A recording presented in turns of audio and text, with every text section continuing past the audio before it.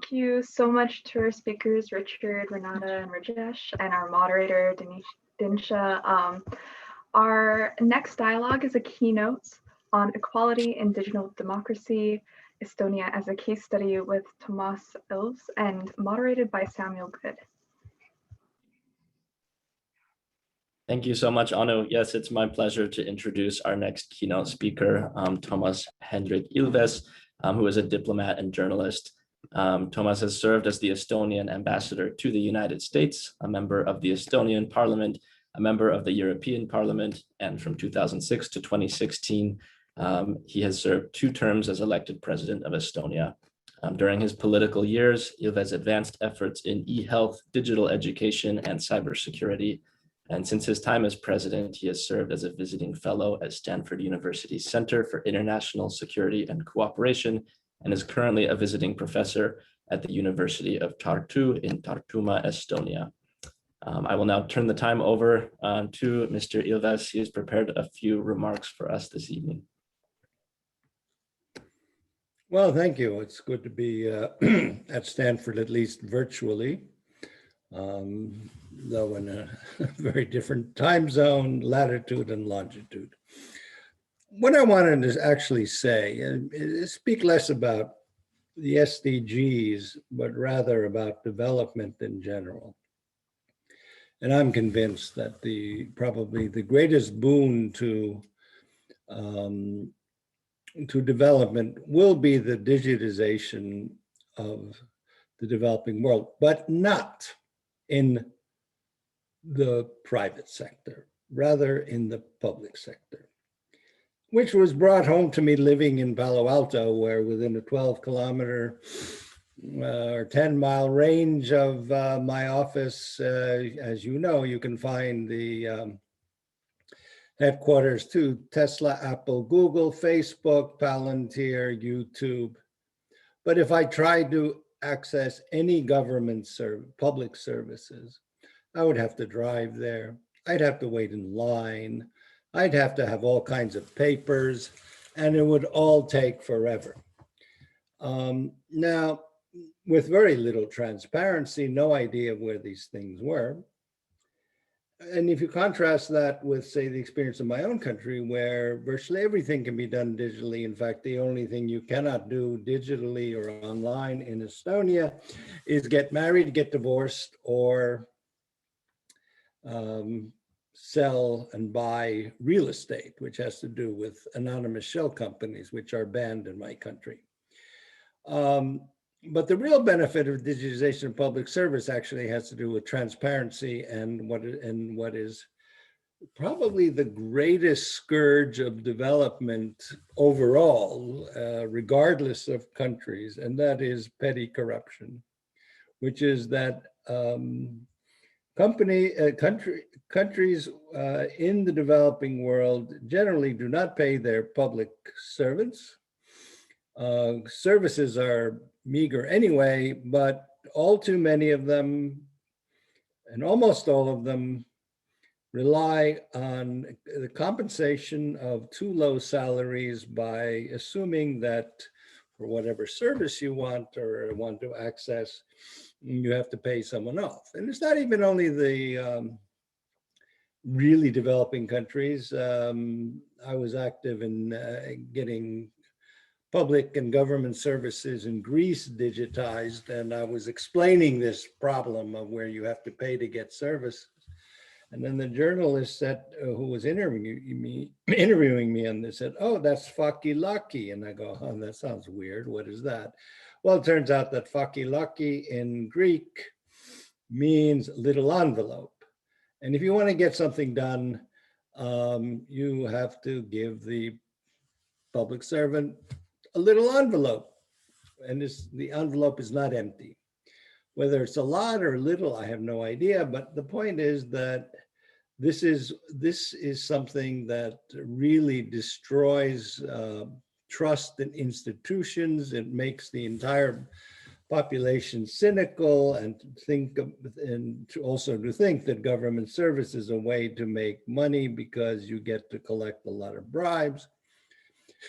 And so, I conclude that basically especially in the context of what you in the United States are now going through, which is you're going through a big infrastructure project. Well, infrastructure is not only materials. It's not bridges and it's not even wires.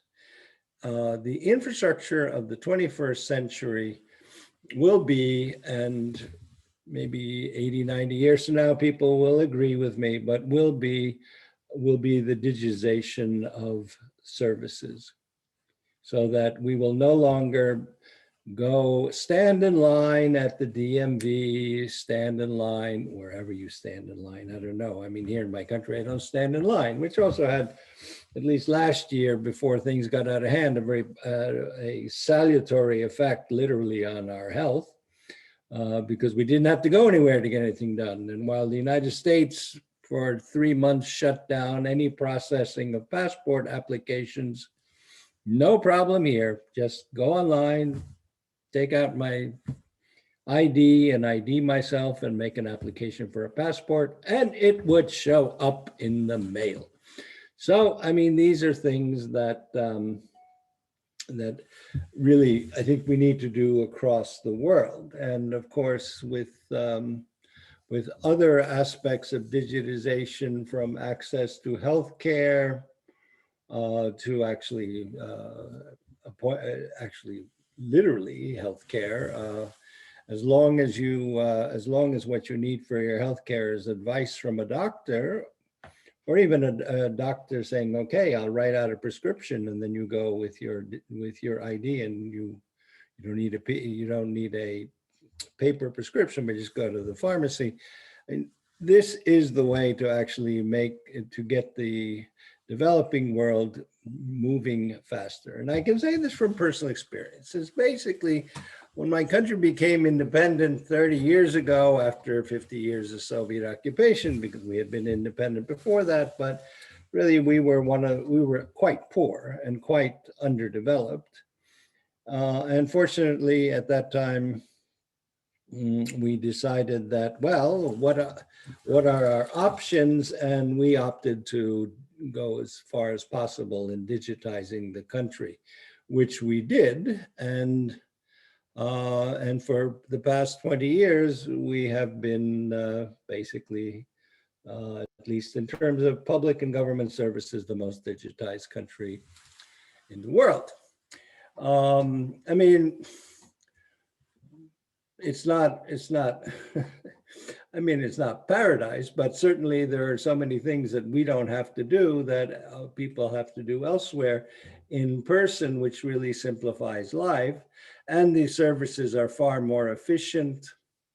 We are by far the least corrupt post-communist country, but even more than that, we're one of the least corrupt countries in the European Union, which supposedly is the gold standard, and I guess we're 10 places ahead of the United States when it comes to corruption.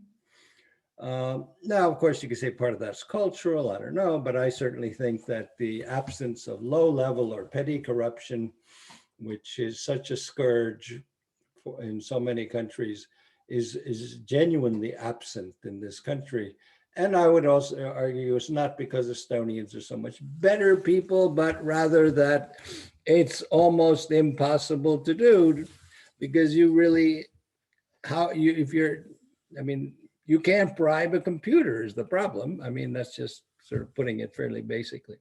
So when we think about development, and this is one of the things we have been pushing for as long as there's been a discussion of the sustainable, and before that, the millennial development goals in the United Nations, is that, look, folks, it's not just sort of having nice little plans and throwing money at it. You actually need to do something and digitize countries that are not as far along in development, and certainly in Africa and Latin America, this, I argue, should be a priority.